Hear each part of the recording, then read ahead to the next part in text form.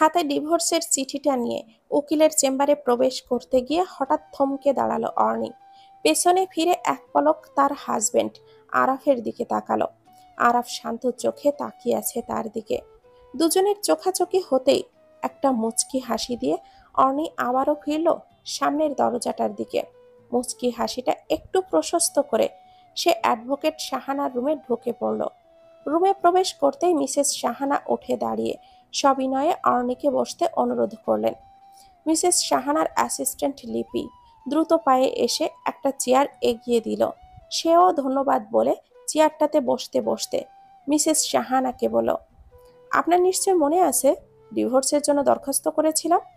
তারা আমাকে একটা চিঠি পাঠিয়েছেন। এই বলেই তার হাতে থাকা খামটা মিসেস শাহানার সামনে থাকা টেবিলে রাখলেন। মিসেস শাহানা চিঠিটা হাতে নিয়ে একবার পড়লেন, তারপর বিচলিত কণ্ঠে বলেন, ম্যাম, আপনি কি এখনো আপনার সিদ্ধান্তে অটল? মানে আপনি সত্যি সত্যি ডিভোর্স চাইছেন? মিসেস শাহানার কথায় অর্ণি তার দিকে একবার তাকালো। মুচকি হাসির রেখাটা আবারও মুখে এনে বলল, আমি আমার সিদ্ধান্তে অটল বলেই তো আপনার কাছে এসেছি। যদি সিদ্ধান্ত বদলে ফেলতাম তাহলে নিশ্চয়ই হানিমুনে যাওয়ার প্ল্যান করতাম। অর্ণির এমন ছেলে মানুষই কথায় মিসেস শাহানা অবাক হলেন। চিঠিটা আবারও তিনি হাতে নিয়ে দ্বিতীয়বারের মতো করে চোখ বুলিয়ে নিলেন। তারপর আর চোখে অর্ণিকে পর্যবেক্ষণ করলেন। অর্ণি তার দিকেই তাকিয়ে আছে, মুখে এখনো মুচকি হাসির ছাপটা স্পষ্ট। শুধু এখন নয়, মিসেস শাহানার সাথে যতবারই অর্ণির দেখা হয়েছে সব সময় তিনি অর্ণির মুখে মুচকি হাসির একটা ঝলক দেখতে পান। কেমন জানি এক রহস্যময় হাসি। কখনো যেন সেই হাসিটা বন্ধ হবার নয়। হাসিটা দেখে মিসেস শাহানার মনের মধ্যে সাহস জোগালেন। একটু ইতস্ত করে বললেন, যদি কিছু মনে না করেন একটা কথা বলি। একটা কেন, হাজারটা কথা বলতে পারেন, আই ডোন্ট মাইন্ড। তার কথাই মিসেস শাহানা সাহসটা আরেকটু বাড়ালো। গোছালো ভাষায় বললেন, মানুষ হিসাবে আমরা সবাই সম্পর্কের বেড়াজালে আবদ্ধ। এক ঘরে যখন দুজন মানুষ নতুন করে জীবন শুরু করে তখন বিভিন্ন বিষয়ে মনোমালিন্য হতে পারে। সময়ের সাথে সাথে সম্পর্ক দৃঢ় হলে ধীরে ধীরে মেলামেশা হয়ে যায়। তবে একটু অপেক্ষা করতে হয়। এখন আপনি যদি অপেক্ষা না করে বিয়ের 6 মাসের মাথায় ডিভোর্স চান তাহলে কিভাবে হয়? আমার দৃষ্টিতে আপনি একজন ম্যাচিওর মানুষ। আপনার হাতে আমাদের জেলার পুরো বিচার বিভাগ ন্যস্ত। আপনার তো সিদ্ধান্ত নেবার আগে দুবার ভাবা উচিত। মিসেস শাহানার কথায় অর্ণি শব্দ করে হাসল। একটু পর হাসি থামিয়ে বলল, আমাদের বিয়ের এখনো 4 মাস চলছে। 6 মাস হতে আরো বিস্তর সময় বাকি আছে। কথাটা শুনে মিসেস শাহানার রাগ হলো, তবুও নিজেকে শান্ত করে বলল, ম্যাম, আপনি কি আমার সাথে মজা করছেন? আরে না না, আপনাকে সঠিক ইনফরমেশনটা দিচ্ছি। ম্যাম, আপনাকে বারবার বলছি সংসার জীবনটাকে গোছাতে একটু সিরিয়াস হন, দেখবেন সব ঠিক হয়ে যাবে। আমি সব ঠিক করতেই চাইছি বলেই তো ডিভোর্সটা চাই। আপনি দ্রুত ডিভোর্সটা কার্যকর করার চেষ্টা করুন। দরকার হলে ডাবল পেমেন্ট করব আপনাকে। আমার হাতে আর সময় নেই, আজ আমাকে উঠতে হবে। ভালো থাকবেন। কথাটা বলেই সে উঠে হনহন করে বেরিয়ে গেল। মিসেস শাহানাকে কোনো কথা বলার সুযোগ দিল না। শাহানা বোকার মতো অর্ণির যাওয়ার পানে তাকিয়ে আছে এখনো। অর্ণি শাহানার চেম্বার থেকে বের হয়ে দাঁড়ালো। তার স্বামী আরাফও কোর্টে এসেছে আজ তার পক্ষের উকিলের সাথে কথা বলতে। অর্ণি নিজে আরাফকে তার পক্ষের জন্য উকিল ঠিক করে দিয়েছে। আজ দুজনে বাসা থেকেও একসাথে এসেছে কোর্টে। কিন্তু অর্ণি মিসেস শাহানার চেম্বারে ঢুকে গেলেও আরাফ দাঁড়িয়ে অপেক্ষা করছিল কোনো এক মেয়ের জন্য। মেয়েটা কে তা অবশ্য অর্ণি জানে, আরাফের এক্স গার্লফ্রেন্ড এবং হবু স্ত্রী জুই। জুই আসতে দেরি করায় আরাফের উকিলের রুমে যেতে একটু দেরি হয়েছে। অর্ণি সিদ্ধান্ত নিল আরাফের জন্য অপেক্ষা করবে, তারপর দুজনেই আবারও একসাথে বাড়িতে ফিরবে। যেহেতু আসার সময় তারা একসাথে এসেছে, তাছাড়া জুইয়ের সাথেও আলাপ করা হয়ে গেছে। জুইকে আগে থেকে সে চিনত আরাফের গার্লফ্রেন্ড হিসাবে, কিন্তু কখনো কথা হয়নি। আজ দুজনের আলাপ করাও হয়ে যাবে। রাস্তার এক পাশে আরাফের গাড়িটা দাঁড় করানো আছে। অর্ণি এক পলক সেই দিকে তাকাতেই টুক করে চোখ থেকে জল গড়িয়ে পড়ল। সেই ছোটবেলা থেকেই আরাফ তার জীবনের একটা অংশ হয়ে আছে, তার জীবনের প্রথম পুরুষ, যাকে এক পলক দেখার জন্য অর্ণি কত বাহানা করত, কত পাগলামি করত, মায়ের কাছ থেকে কত বকা শুনতো। আজ সে একইভাবে অনেক বায়না করে, অনেক পাগলামি করছে, সেটা আরাফকে ছেড়ে দেওয়ার জন্য, তার জীবন থেকে উপড়ে ফেলার জন্য। চাইলেই তাকে জীবন থেকে উপড়ে ফেলা যাবে না। তাছাড়া সে আরাফকে উপড়ে ফেলতে চায়ও না। আরাফ আজীবন থাকুক তার হৃদয়ে, কিন্তু অপূর্ণতার চিহ্ন হয়ে। আরাফ সম্পর্কে অর্ণির স্বামী হলেও তার আরেকটা পরিচয় আছে। অর্ণি আর আরাফ সম্পর্কে খালাতো ভাই বোন, তার চেয়েও বড় পরিচয়। অর্ণির জীবনের প্রথম এবং একমাত্র প্রেমিক পুরুষ আরাফ। কিশোর বয়সে যখন থেকে অর্ণি প্রেম ভালোবাসা বুঝতে শিখেছে, তখন থেকে সে আরাফকে চায়, আর কাউকে কখনো তার ভাবনার জগতে ঠাঁই দেয়নি। আরাফ অর্ণির চেয়ে বছর 6 বড় হবে। বয়সের বিশাল ব্যবধান হওয়ায় আরাফ তাকে ছোট বাচ্চাদের মতো করে শাসন করে এখনো। কথায় কথায় বকার সাথে আরাফের কাছ থেকে রোজ চড় থাপ্পড়ও খেতে হয় তাকে। এসবে সে অভ্যস্ত, ছোটবেলা থেকে রোজ মার খেতে খেতে। এখন সে আরাফের মায়ের আর বকাবকিকে সবচেয়ে বেশি মিস করে। তবু এই যে দীর্ঘ 14 বছরের অর্ণি আরাফকে তার ভালোবাসা বোঝাতে ব্যর্থ। একজন ব্রিলিয়ান্ট মানুষ হলেও সে অর্ণিকে বুঝতে পারে না। বুঝতে পারার চেষ্টাও তো বড় কথা নয়, সে বুঝতে চায়ও না অর্ণিকে। কারণ শুধু একটাই, অর্ণি যেমন মনে প্রাণে আরাফকে চায়, আরাফও তেমন মনে প্রাণে জুইকে চায়। জুই ছাড়া সে কিছুই বোঝে না, এমনকি নিজেকেও না। চোখের নোনা জল গাল বেয়ে গড়িয়ে পড়ছে এখনো। হাতে থাকা টিস্যু দিয়ে বারবার চোখ মুছছে সে। একা একা দাঁড়িয়ে থাকলে আরাফের কথা আরো বেশি মনে পড়বে, কষ্টটা আরো বেড়ে যাবে। তাই চোখ দুটো ভালোভাবে মুছে সামনের দিকে হাঁটা দিল অর্ণি। পেশায় একজন সিআইডি অফিসার হওয়ায় চাকরির সুবাদে কোর্টে সে রোজ আসে, তাই চারপাশের সবকিছু তার মুখস্থ। শুধু সে নয়, কোর্টের লোকজনও তাকে খুব ভালো করেই চেনে। সামনে একটু হাঁটলেই একটা চায়ের টং আছে, একজন বয়স্ক মানুষ সেখানে চা বিক্রি করে। অর্ণি বেশ ভক্তি করেন তিনি। দেখলেই ম্যাডাম এসেছেন বলেই একটা বিস্তর হাসি দেন তিনি। আজও তার ব্যতিক্রম হয়নি। অর্ণিকে দেখে একটা হাসি দিলেন তিনি, তারপর বললেন, ম্যাডাম চা দিব? জি, একটা চা দিন চাচা। তিনি দ্রুত তাকে একটা চা দিলেন। চায়ের কাপে চুমুক দিতে দিতে সে আরাফকে নিয়ে ভাবছে। 4 মাস আগে আরাফের বাবা আরহাম সাহেব এক প্রকার জোর করে দুজনের বিয়ে দিলেন। আরাফ রাজি না থাকায় অনেকটা ছোট পরিসরে আয়োজন হয়েছিল, কিন্তু অর্ণি অনেক খুশি ছিল। মনে করেছিল বিয়েটা হয়ে গেলে আরাফ জুইকে ভুলে যাবে আর তাকে ভালোবাসতে শুরু করবে। কিন্তু হয়ে গেল উল্টোটা। আরাফের বিয়ের 2 মাস পর জুই আবারও ফিরে আসলো তাদের জীবনে। প্রায় 6 বছর আগে তাদের ব্রেকআপ হয়েছিল, তাই অর্ণি এবং আরাফের পরিবারের কাছে মনে হয়েছিল বিয়েটা হয়ে গেলে আরাফ জুইকে নিয়ে আর ভাববে না, অর্ণিকে নিয়ে নতুন করে সংসার করবে। কিন্তু কে জানতো বিয়ের 4 মাসের মাথায় আরাফ ডিভোর্স চেয়ে বসবে অর্ণির কাছে।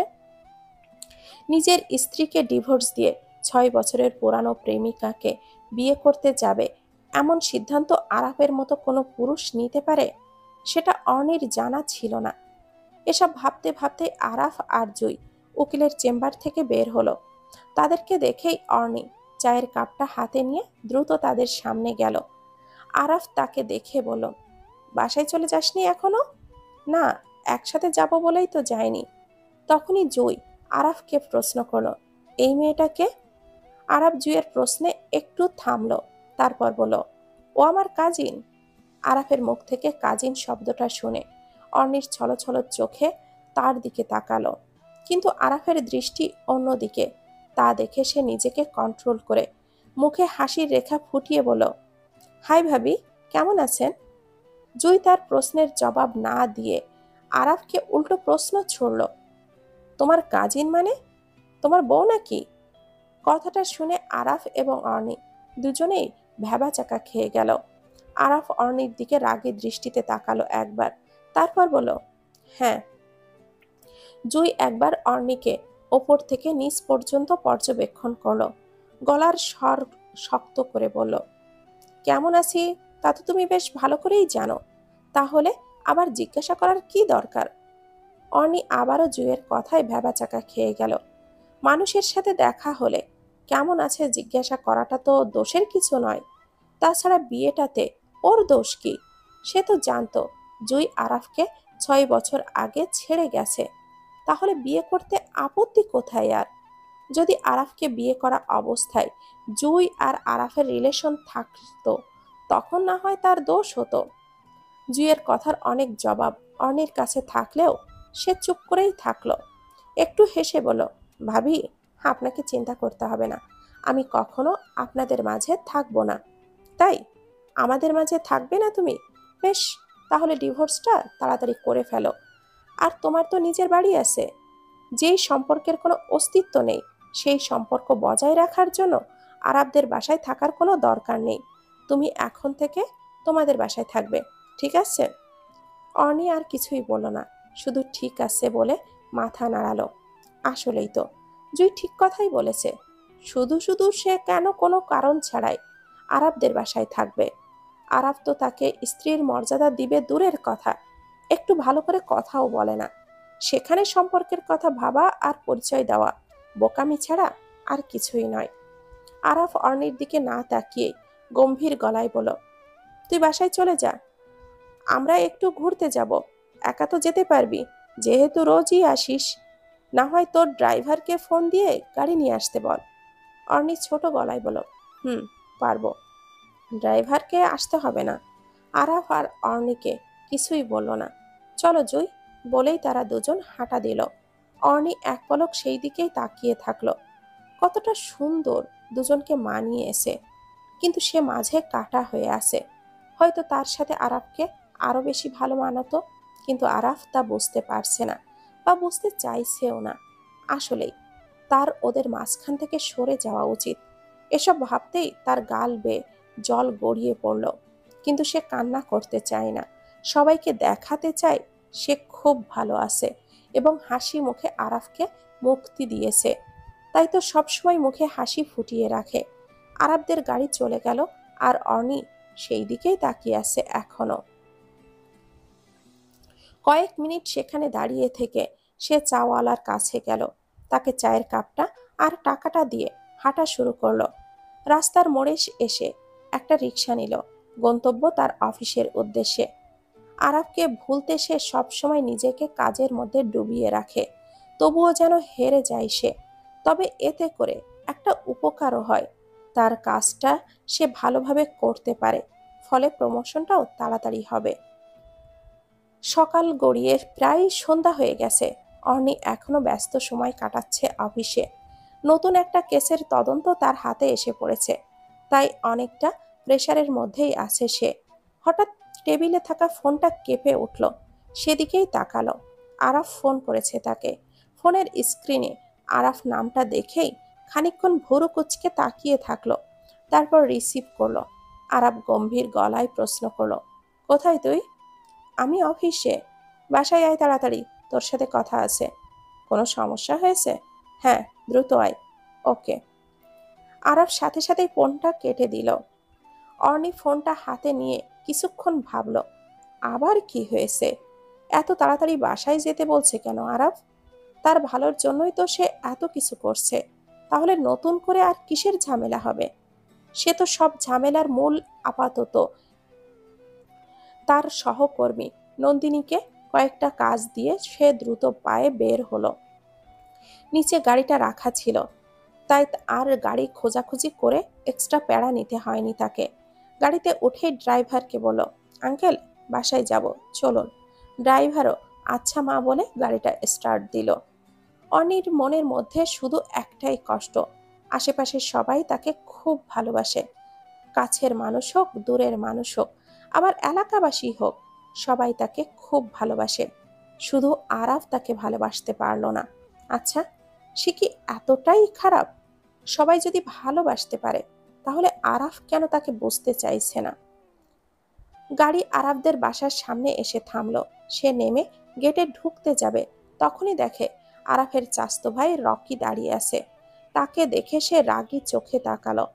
অর্ণি তাকে দেখে একটা শুকনো হাসি দিল। সে সরাসরি জিজ্ঞাসা করে বসলো, অর্ণি, তুমি কি পাগল হয়ে গেছো? কেন ভাইয়া, কি হয়েছে? কি হয়েছে তা আমার চেয়ে তুমি বেশ ভালো করেই জানো। এসব কি করছো? আরাপ না আবেগ দিয়ে চলছে, তাই বলে তুমিও আবেগ দিয়ে চলবে? তোমার তো অ্যাটলিস্ট বোঝা উচিত। আমি কি করব ভাইয়া, আমার তো মাথায় কিছুই কাজ করছে না। তুমি ঠান্ডা মাথায় সব ভেবে দেখো। তুমি নিজে নিজে সিদ্ধান্ত নিলে তো হবে না। যেহেতু তোমাদের বিয়েটা পারিবারিকভাবে হয়েছে, তাহলে পরিবারের সদস্যরা সব সমস্যার সমাধান করবে। আমি নিজে নিজে সিদ্ধান্ত নিলাম কখন ভাইয়া? আমি তো চাই আরাব ভাইকে, কিন্তু আমি তার চেয়েও বেশি চাই উনি ভালো থাকুক। উনি ভালো থাকলে আমি অনায়াসে ভালো থাকতে পারবো। আমি না হয় দূর থেকে দেখব ওনার ভালো থাকাটা। জুইকে বিয়ে করে কি আরাব ভালো থাকতে পারবে? তোমার মনে হয় এমন? সেটা আমি তো বলতে পারবো না। আরাব ভাইয়ের মতো উনি জুইকে পেলে ভালো থাকবে, তাহলে আমার বলার কে বলেন তো? তখনই ওপর থেকে আরাফ ডাক দিল। আরাফের রুম 2 তলায়। সে বেলকনিতে এসে তখনই অর্ণিকে দেখে তার কাছে যাওয়ার জন্য ডাকলো। অর্ণি আরাফের ডাক পেয়ে এক প্রকার দৌড়ে উপরে গেল। লম্বা গলি হওয়ায় তাকে অনেকটা দৌড়াতে হয়েছে। তার মধ্যে দৌড়ে সিঁড়িতে ওঠার কারণে সে অনেকটা হাঁপিয়েও গেছে। এক দৌড়ে আরাফের সামনে গিয়ে হাঁপাতে লাগলো অর্ণি। আরাফ তার অবস্থা দেখে এক গ্লাস জল এগিয়ে দিল। অর্ণি এক চুমুকে পুরোটা গ্লাস শেষ করলো। আরাফ এক পলক তার দিকে তাকালো, দেখলো অর্ণি এখনো হাঁপাচ্ছে। সে তা দেখে গম্ভীর গলায় বলল, বিছানায় গিয়ে বস, এতে একটু ভালো লাগবে। অর্ণি আচ্ছা বলে বিছানায় গিয়ে বসলো। আরাফ তার পেছনে পেছনে গেল। কি ভেবে বলল, চাইলে শুইতেও পারিস। আরাফের কথায় অর্ণি বেশ অবাক হলো। চোখগুলো বড় বড় করে জিজ্ঞাসা করলো, আপনার বিছানায় আমাকে শুতে বলছেন? এখন কিছুক্ষণ রেস্ট নেওয়ার জন্য শুতে বললাম। আমি আসলে উঠে যাবি। ওকে, বাই দা ওয়ে, এভাবে দৌড়ে দৌড়ে আসলি কেন? জানিস তো শরীরে দৌড়ানোর মতো শক্তি নেই। আপনি ডেকেছেন তাই দৌড়ে আসলাম আর কি। আমি কি দৌড়ে আসতে বলেছি নাকি তোকে? ধীরে ধীরে হেঁটে আসবি। জানিস তোর একটাই সমস্যা, না বুঝে না শুনে সব কাজে ছাগলের বাচ্চাদের মতো লাফাতে লাফাতে শুরু করিস। বুদ্ধি শুদ্ধি একটুও রাখিস মাথায়, ঠিক আছে? তাহলে আর বিপদে পড়বি না। অর্ণি চুপ করে আছে। আসলেই তো বুদ্ধি নেই। বুদ্ধি থাকলে কি আর আরাফের মতো ছেলের প্রেমে পড়ে? সে পাগল বলেই এইভাবে পাগলামি করছে।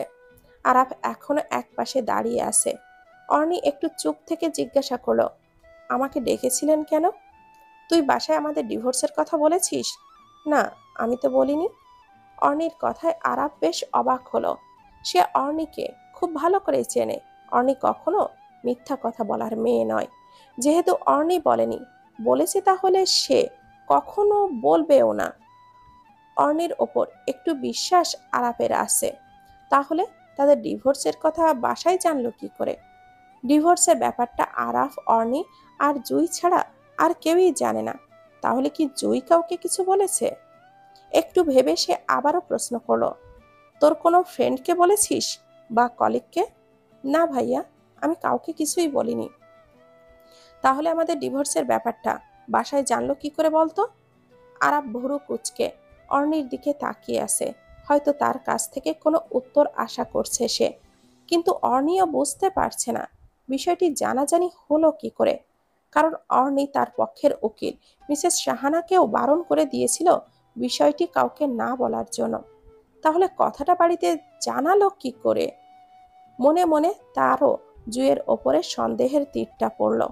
কিন্তু আরাফকে জুয়ের নামে কিছু বলার সাহস অর্ণি পেল না, তাই চুপ করে থাকলো। কিন্তু আরাফ আচমকাই অর্ণিকে অবাক করে দিয়ে বলে বসল, তোর কি মনে হয় জুই কাউকে কিছু বলেছে? অর্ণি এবার খুব ভালো সুযোগ পেল, তাই সেও জবাব দিল, আমাদের ডিভোর্সের ব্যাপারটা আমি, আপনি আর জুই ভাবি ছাড়া আর কেউ তো জানে না। যদি আমি আর আপনি কাউকে কিছু না বলি তাহলে বাকি থাকে জুই ভাবি, তাই না? আরাফ এবার কপাল কুঁচকে অর্ণির দিকে তাকালো, বড় গলায় বলল, এক থাপ্পড় দিয়ে দাঁত সবগুলো ফেলে দেব, বেয়াদব মেয়ে। অর্ণি বুঝতে পারছে না হঠাৎ আরাফের কি কারণে এত রেগে গেল। সে নিজেই তো জুইকে সন্দেহ করছে, তাহলে অর্ণির কি দোষ? তাই সে ছোট গলায় বলল, আমি আবার কি করলাম? তুই ওকে ভাবি বলতে যাচ্ছিস কেন? জুই কি এখনো তোর ভাবি হয়েছে? তাহলে বারবার এত ভাবি ভাবি বলে আদিক্ষেতা দেখানোর কি আছে? কোর্টেও ভাবি ভাবি বলে নিজে থেকে কথা বলতে গেলি, আর অপমান হয়ে আসলি। এখনো ভাবি ভাবি করছিস? নেক্সট টাইম যদি ভাবির বলছিস তাহলে আর চড় দেব বলবো না, সোজা একেবারে চড়টা বসিয়েই দিব। অর্ণি এবার অবাকের চরম লেভেলে গিয়ে পৌঁছালো, তাই কিছু বুঝতে না পেরে প্রশ্ন করলো, আমাদের ডিভোর্সটা হয়ে গেলে তো আপনারা বিয়ে করবেন, তাই না? তখন তো উনি আমার ভাবিই হবে। তাহলে এখন থেকে ভাবি ডাকলে সমস্যা কোথায়? যেদিন বিয়েটা হবে সেদিন থেকে ভাবি ডাকবি, এর আগে মাস্টারি কম করবি, ঠিক আছে? অর্ণি এবার হ্যাঁ সূচক মাথা নাড়ালো। সে বুঝতে পারে না আরাফের মাথায় কখন কি চলে। একবার বলে, আমাকে কেন বিয়ে করলি? আমি তো জুইকে ভালোবাসি, আমি শুধু ওকেই চাই, তোকে ডিভোর্স দিয়ে ওকেই বিয়ে করব। আবার বলে, যখন বিয়ে করব তখন ভাবি ডাকিস।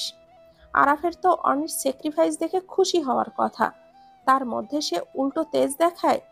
কখনো কখনো অর্ণি নিজেই বোঝে না সে কি করবে।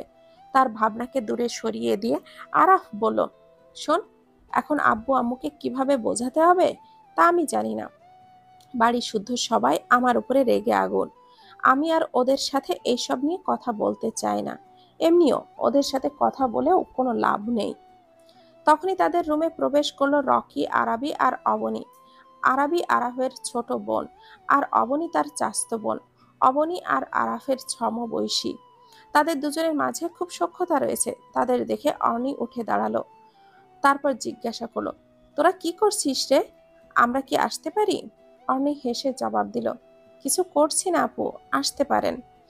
আরাফ আরেকটু আগ বাড়িয়ে বলল, রুমের মাঝখানে এসে রুমে ঢোকার পারমিশন নিচ্ছিস? এই তোদের ম্যানার্স? বেচারার কথা শেষ হবার আগেই দু তিনজনেই একসাথে বলে বসলো, আমাদের ম্যানার্স নিয়ে কথা বলার মতো যোগ্যতা তোর এখনো হয়নি। অবনী একটু বলে থামলো না। তারা তো আরাফকে কাবু করার সুযোগ খুঁজছিল, তার মধ্যে আরাফ নিজেই সুযোগটা করে দিল। সেই সুযোগ অবনী কিছুতেই হাতছাড়া করবে না। গমগমে গলায় সে বলল, তুই আগে ম্যানার্স শিখে আসবি তোর এক্স গার্লফ্রেন্ড জুইয়ের থেকে, তারপর আমাদেরকে ম্যানার্স নিয়ে কথা বলতে আসবি। অবনীর কথায় রকি তাচ্ছিল্য করে বলল, আরে অবনী, কার কাছ থেকে ম্যানার্স শিখতে বলছিস? এই জুইয়ের থেকে ম্যানার্স শিখতে গিয়ে আরাফ নিজেই তো কাওয়ার্ড হয়ে আসবে। অবনী তার মুখের হাসিটা প্রশস্ত করে বলল, ভাইয়া, কি বলছো তুমি? আরাফ তো এখন কাওয়ার্ডের লাস্ট স্টেজে পৌঁছে গেছে। আমার তো মনে হয় না আমাদের গোষ্ঠীতে ওর মতো কাওয়ার্ড আর একটাও আছে। অবনীর কথায় আরাফ কপাল কুঁচকে ফেলল, রাগে তার পুরো শরীর কাঁপছে। তার মতো ছেলেকে কাপুরুষ বলছে, তা কি কখনো মানা যায়? তবু তাকে আজ মানতে হবে। প্রতিবাদ করতে গেলে সব উল্টো হয়ে যাবে। এমনিও পরিস্থিতি এখন স্রোতের প্রতিকূলে আছে। তাই চুপচাপ সে বেরিয়ে যেতে যাচ্ছিল। তখনই আরাবি থামিয়ে দিয়ে তাকে বলল, আরে ভাইয়া, কোথায় যাচ্ছ? আমরা তো তোমাদের সাথেই কথা বলতে এসেছি। আরাব গম্ভীর কণ্ঠে জবাব দিল, আমার এখন সময় নেই, একটা ইমার্জেন্সি পেশেন্ট এসেছে। কথাটা শুনে অবনী আবারও তাচ্ছিল্য করে বলল, ইমার্জেন্সি পেশেন্টকে সামলানোর জন্য হাসপাতালে তোর চেয়েও অনেক বেটার ডক্টর আছে। তুই আপাতত বাসায় থাকবি আর আমাদের সাথে কথা বলবি, তা না হলে আমরা ছোট চাচ্চুকে তোর পেছনে লেলিয়ে দিব। আরাফ এবার একটা ঢোক গিলল। পৃথিবীর কোনো কিছুতে দুর্বলতা না থাকলেও আরাফের দুর্বলতা অবনীর ছোট চাচু, মানে তার বাবা। মানুষটাকে সে জমের মতো ভয় পায়। তাই তো তার একটা কথায় অর্ণির মতো হাঁটুর বয়সী একটা মেয়েকে সে বিয়ে করে ফেলল। যাকে সে সারা জীবন বোনের চোখে দেখল, তাকে সে তার বউ বানাতে রাজি হলো। যদিও কাগজে কলমে তারা স্বামী স্ত্রী, তবুও তো বিয়েটা করবে না, এটা বলতে পারলো না। এখনো তার বাবাকে না জানিয়ে সে ডিভোর্সটা করতে চায়। কিন্তু কিভাবে সবাই যেন সবটা জেনে গেল। বেচারা অবনীর হুমকি পেয়ে দাঁড়িয়ে গেল। রাগে আর কষ্টে তার ইচ্ছে করছে অবনীর মাথাটা ফাটিয়ে দিতে। আরাবী অর্ণিকে উদ্দেশ্য করে বলল, তুমি একটু বাইরে যাও, আমরা ভাইয়ার সাথে কিছু পার্সোনাল কথা বলবো। অর্ণি আরাবীর কথায় রুম থেকে বেরিয়ে গেল। মনে মনে ভাবল, এমন কি পার্সোনাল কথা যা তার সামনে বলা যাচ্ছে না? সে কি এতই পর যে তাকে রুম থেকে চলে যেতে বলল? আরাবী তো আগে অনেক সুন্দর করে কথা বলতো, দুজনেই সমবয়সী হওয়ায় একসাথে থাকতো, সুখ দুঃখের কথা বলতো, কিন্তু আজ আরাবী কেন এইভাবে কথা বলছে? সেও কি তার ভাইয়ের মতো হয়ে যাচ্ছে? আরাবী তো আগে অনেক সুন্দর করে কথা বলতো, দুজনেই সমবয়সী হওয়ায় একসাথে থাকতো, সুখ দুঃখের কথা বলতো, কিন্তু আজ আরাবী কেন এইভাবে কথা বলছে? সেও কি তার ভাইয়ের মতো হয়ে যাচ্ছে? এসব ভাবতেই অর্ণির চোখ বেয়ে জল গড়িয়ে পড়ল। একা একা দাঁড়িয়ে থেকে তো আর কোনো লাভ নেই, তাই সে ছাদের দিকে পা বাড়ালো, ধীর পায়ে ছাদে গেল। সকালে আরাফের পাশে জুইকে দেখে তার বুকটা ফেটে যাচ্ছিল। তখন থেকে খুব কষ্ট লাগছে। ভালোবাসার মানুষটাকে অন্যের পাশে কজন মেয়ে দেখতে পারে? তার মধ্যে হাজবেন্ড হলে তো একদমই কথাই নেই। অর্ণি না পারছে কাউকে বোঝাতে, আর না পারছে নিজে সহ্য করতে। কাছের কোনো মানুষকে মনের কথাগুলো বোঝালে হৃদয়টা একটু শান্ত হয়। এখন তো তার বোঝানোর মতো কেউ নেই। যদি বাবা মাকে এসব বলতে যায় তাহলে তারা ভীষণ কষ্ট পাবে। তার মায়ের কোনো ছেলে না থাকায় একমাত্র বোনের একমাত্র ছেলে বলে আরাফকে তিনি খুব আদর করেন। এখন যদি জানতে পারে তার চোখের মণি আরাফ স্বেচ্ছায় তার মেয়ের জীবনটা শেষ করে দিচ্ছে, তাহলে তার কষ্টটা অর্ণির চোখে দ্বিগুণ হবে। এমনিও বাবা মা সন্তানের খারাপ কখনোই দেখতে পারে না। তাই অর্ণি সিদ্ধান্ত নিয়েছে কাউকে কিছুই বলবে না, নিজেই সবটা সহ্য করবে।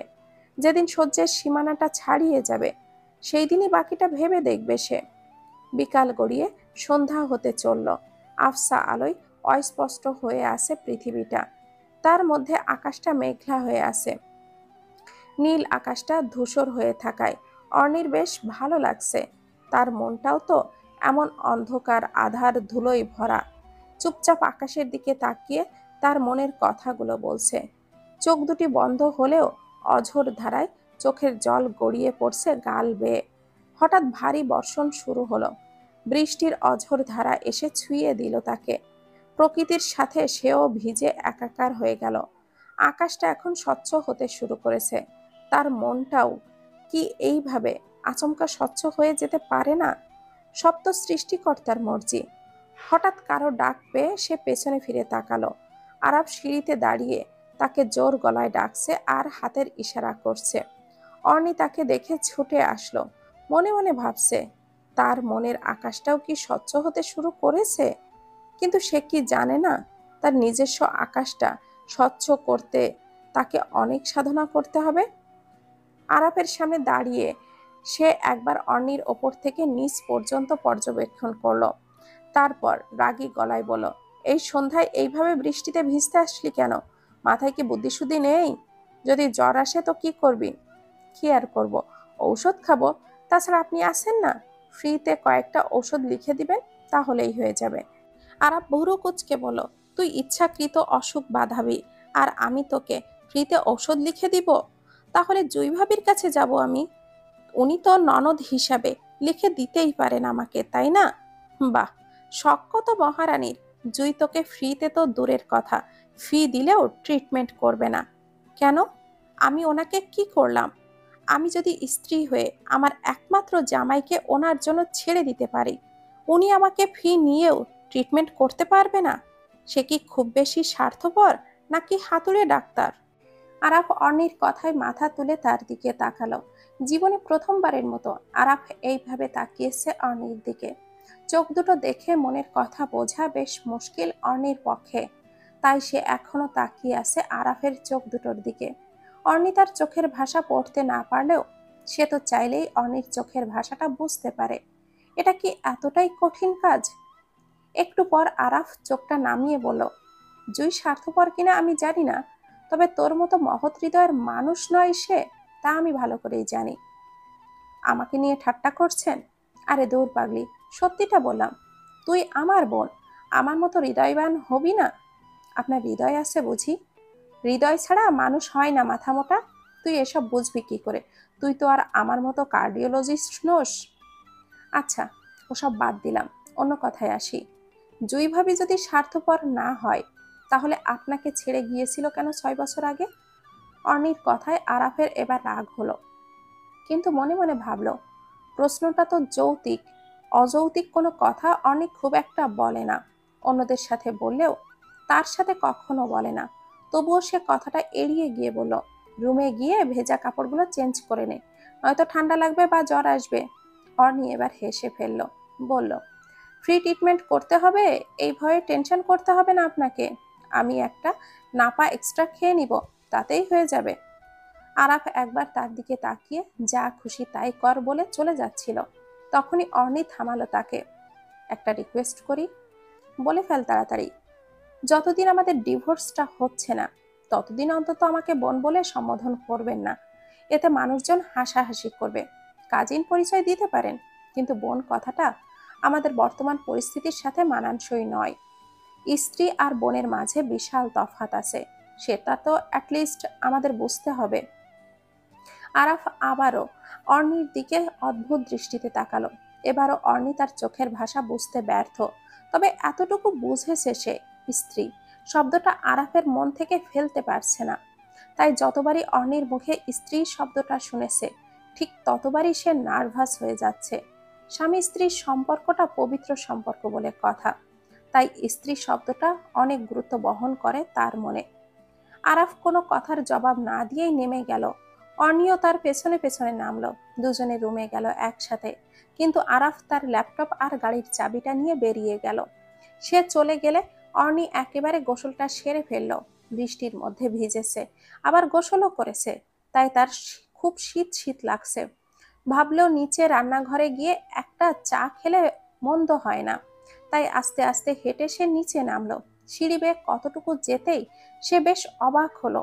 অবনী, রকি আর আরাবি সিঁড়িতে বসে আছে, তিনজনের মুখে বিষণ্ণতার ছাপ। তাদের দেখে বোঝা যাচ্ছে তারা কোনো বিষয় নিয়ে চিন্তা করছে বা প্ল্যান করছে। অর্ণির তাদের কাছে গেলেই কিন্তু তারা অন্য ঘরে আছে এখনো, তাই তাকে দেখতে পেল না। অর্ণি অবনীর সামনে গিয়ে একটা তুড়ি বাজাতেই তিনজনের ধ্যান ফিরল, কিন্তু কেউ কোনো কথা বলল না। অর্ণি একবার তাদের দিকে তাকিয়ে বলল, হেই গাইস, কি হয়েছে তোমাদের? এইভাবে বসে আছো যে? রকি এবার গমগমে গলায় জবাব দিল, আমাদের কিছুই হয়নি, তুমি এখান থেকে যাও এখন। অর্ণি কিছু বলতে যাবে, তার আগেই আরাবি বলল, প্লিজ যাও এখান থেকে, আমাদের একটু শান্তি মতো থাকতে দাও, এসব আর ভালো লাগছে না। অর্ণি এবার কিছু না বলে নেমে গেল। সে এমন কি করেছে যার জন্য তারা তার সাথে এইভাবে কথা বলছে? কিছুই বুঝতে পারছে না। ধীর পায়ে সে রান্নাঘরে গেল। এক কাপ চা বানিয়ে রুমের দিকে যাবে, তখনই দেখলো আরাফের বড় আম্মু মিসেস রেহেনা বসে আছে সোফায়। তিনি বসে বসে টিভি দেখছেন। অর্ণিকে দেখে বলল, বাসায় কখন আসলে? ঘন্টাখানেক হয়েছে এসেছি। তোমার খালামণি রুমে গিয়েছো? না, এখনো যায়নি। কেন, কি হয়েছে? দুপুরের আগ থেকে রুমে ঢুকে বসে আছে, এখনো দরজা খুলছে না। এমনকি দুপুরের খাবারও সে খায়নি। শরীর খারাপ লাগছে নাকি? না। তাহলে কি হলো সেটা তুমি নিজে গিয়ে জিজ্ঞাসা করে আসো। আচ্ছা, যাচ্ছি। অর্ণি দ্রুত পায়ে তার খালামণির রুমের দিকে গেল। তার পেছনে পেছনে মিসেস রেহনাও গেলেন। তাকে দেখে বোঝা যাচ্ছে তিনিও চিন্তিত। যৌথ ফ্যামিলি হওয়ায় দুই জায়ের সাথে একসাথে ওঠা বসা, দুজনেই মিলেমিশে থাকে খুব। চিন্তা হওয়াটাই স্বাভাবিক। অর্ণি তার খালামণির রুমে গিয়ে ডাকছে, খালামণি, খালামণি, কিন্তু তার খালার কোনো সাড়া শব্দ নেই। আবারও ডাক দিল, খালামণি, দরজাটা খোলেন। কি হয়েছে খালামণি? এবারও তিনি কোনো জবাব দিলে না। অর্ণির সাথে সাথে মিসেস রেহনাও ডাকছেন, কিন্তু কোনো রেসপন্স নাই তার। এবার তারা দুজনে জোরে জোরে দরজা ধাক্কাতে লাগলো। অর্ণির এখন খুব টেনশন লাগছে। কি হলো তার খালামণির? এভাবে তো কখনো ডাকতে হয়নি তাকে। এক ডাকে সাড়া দেন সব সময় তিনি, কিন্তু আজ এত ডাকার পরেও সাড়া শব্দ না পেয়ে সে মিসেস রেহেনাকে বলল, কোনো কারণ ছাড়া এভাবে রুমের দরজা খুলবে না কেন? তোমাদের ডিভোর্সের ব্যাপারটা জানার পরেই আরাফকে বোঝাতে চেয়েছে, কিন্তু সে রাগারাগি করে। তারপর রুমে চলে গেল, আর বের হয়নি। এখন কি করব? রুমের দরজা ভাঙবো? তাই ভালো হয়। দুজনে মিলে দরজা ভাঙার সিদ্ধান্ত নিল। তার আগে অবনী রকি আর আরাবিকে ডাকলো। রকি গিয়ে দরজাটা দারোয়ানকে ডেকে আনলো। দারোয়ান আসলে দুজনে দরজা ভাঙতে শুরু করলো। দুজনে মিলে দরজা ভাঙার সিদ্ধান্ত দিলেই ভাঙলো। দরজা ভেঙে সবাই অবাক হয়ে গেল। আরাফের মা মিসেস আরমিন রহমান বিছানায় পড়ে আছেন উপুড় হয়ে। বিছানা জুড়ে বমি আর রক্তের ছাপ আছে। সবাই ধরাধরি করে তাকে তুলল, কিন্তু তিনি অজ্ঞান হয়ে আছেন। তারপর রকি তাকে কোলে নিয়ে গাড়িতে তুলল। সবাই পেছনে পেছনে গেল। দ্রুত গাড়ি চলছে, গন্তব্য কাছের হসপিটাল, যেখানে আরাফ আছে। আরাবি আরাফকে ফোন দিতে চাইলে রকি তাকে বারণ করলো। যার জন্য এই অবস্থা হয়েছে তাকে ফোন করে বলার কোনো দরকার নেই। আরাফের তো বোঝা উচিত ছিল তার মায়ের অবস্থা। একে তো তিনি টেনশনে আছেন, নিজের বোনকে কি জবাব দিবেন, সমাজকে কি জবাব দিবেন। তার মধ্যে আরাফ উল্টো রাগারাগি করলো। একজন প্রেশারের রোগী কত টেনশন করতে পারে আর। তাই তো এই অবস্থা হলো। আজকে মিসেস আরমিনের এই অবস্থার জন্য শুধুমাত্র আরাফ দায়ী। তাই তাকে কিছুতেই জানতে হবে না। আরাফের বাবা অফিসে ছিলেন। আরাবি আরাফকে ফোন দিতে না পেরে তার বাবা জনাব রাশেদ সাহেবকে ফোন দিলেন। তিনি তার স্ত্রীর শারীরিক অবস্থার কথা শুনে অনেকটা ঘাবড়ে গেলেন। জোর গলায় বললেন, আরাফের হাসপাতালে তোমার আম্মুকে কিছুতেই নিয়ে যাবে না, অন্য হাসপাতালে নিয়ে যাবে। ওর মুখ আমরা দেখতে চাই না। আরাবি অনেক কান্না করছে, তার কথা বলতে পারছে না। তাই অবনী ফোনটা নিয়ে তাকে বুঝিয়ে দিল, ছোট চাচ্চু, ছোট আম্মুর অবস্থা তেমন ভালো নয়। অন্য হাসপাতালে যেতে যেতে অনেকটা দেরি হয়ে যাবে, রাস্তায় অনেকটা জ্যাম। কথাটা শুনে জনাব রাশেদ সাহেব ভয় পেয়ে গেলেন। এখন তো আর কোনো উপায় নেই, আরাফের হাসপাতালে নিয়ে যেতে হবে। তাই তিনি ছোট গলায় আচ্ছা নিয়ে যাও বললেন। আমি আসছি বলে ফোনটা কেটে দিলেন। অর্ণি চুপচাপ তার খালামণির মুখের দিকে তাকিয়ে আছে। অনেক কান্না করেছে সে, মনে হচ্ছে সবকিছুর জন্য সেই দায়ী। তার প্ল্যান ছিল ডিভোর্সের বিষয়ে কাউকে কিছুই বলবে না। চুপি চুপি ডিভোর্সটা হয়ে গেলে সে অথবা আরাফ যে কোনো একজন বিদেশে চলে যাবে, আর অন্যজন যে কোনোভাবে পরিস্থিতি সামাল দিবে। কিন্তু সে কি জানে সবাই বিষয়টা জেনে যাবে, আর এমন একটা অপ্রত্যাশিত পরিস্থিতি হয়ে যাবে কে বলতে পারে। এমন একটা পরিস্থিতিতে কাকে দোষ দিবে তা সে বুঝে উঠতে পারছে না। নিজেকে নাকি আরাফকে নাকি জুইকে। আরাফের বাবাকেও তো দোষটা দেওয়াও যায়। এসবে ভাবতে ভাবতে হাসপাতালে পৌঁছালো তারা। গাড়ি থেকে নেমে সবাই মিলে মিসেস আরমিনকে ইমার্জেন্সিতে নিয়ে গেল। সেখানের দায়িত্বরত চিকিৎসক আরাফের বন্ধু তামিম, সে তাদেরকে চিনতে পেরে দ্রুত গেল। প্রাথমিকভাবে সে একবার চেক করলো, কিন্তু পরিস্থিতি তার কাছে ভালো মনে হচ্ছে না। তাই নার্সকে বলল, সিনিয়র চিকিৎসককে ফোন দাও। নার্স ওকে স্যার বলেই ফোন দিতে গেল। আরেকজন নার্স তামিমের মুখ থেকে আরাফের নাম মা শুনে চলে গেল আরাফকে ডাকতে, কিন্তু কেউ তা জানে না। এদিকে তামিম সবাইকে বাইরে গিয়ে স্পেস করতে বলল। তাই সবাই এক প্রকার বাধ্য হয়ে ইমার্জেন্সি রুম থেকে বের হয়ে গেল। বাইরে একটা জায়গায় চারজন দাঁড়িয়ে আছে, শুধু মিসেস রেহেনা থাকলেন আরাফের মায়ের সাথে। নার্সটা গিয়ে আরাফকে বলার সাথে সাথেই সে দৌড়ে আসলো ইমার্জেন্সি রুমে। রুমের সামনে অনিরা সবাই দাঁড়িয়ে থাকায় তারা তাকে দেখতে পেল। তাকে দেখেই আরাবি থামিয়ে দিল, তুই কোথায় যাচ্ছিস? আরাব দ্রুত আসায় তাদের দেখতে পায়নি এতক্ষণ। হঠাৎ আরাবির গলা শুনে সে তাকালো, অবাক হয়ে বলল, কেন? আম্মু, ওখানে যাচ্ছি আমি। তুই আম্মুর কাছে যাবি না। আমি আম্মুর কাছে যাব না কি যাব না সেটা কি তুই বলার কে? এই বলে সে রুমে ঢুকে যাচ্ছিল, তখনই আরাবি তার সামনে গিয়ে দাঁড়ালো। তুই যেতে পারবি না মানে যেতে পারবি না। এত নেচে নেচে আম্মুর কাছে যাচ্ছিস কেন?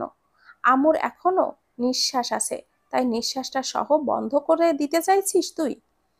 আরাবির কথায় আরাফের মেজাজটা চরম পর্যায়ে খারাপ হয়ে গেল। রেগে গিয়ে বলল, এক থাপ্পড় দিয়ে দাঁত সব ফেলে দিব, বুঝেছিস? রকি এবার বলল, তোর সাহস একটু বেশি হয়ে যাচ্ছে না আরাফ? এত তেজ আমাদের দেখাতে আসিস না। ছোট চাচ্চু বলেছে তোকে দেখতে না দিতে, তাকে গিয়ে দেখা কর আগে সব। আরাফ এবার আরো অবাক হলো, তার বাবা বারণ করেছে মানে? সে কিভাবে তাহলে ভেতরে যাবে? এতটুকু সাহস তার এখনো হয়নি।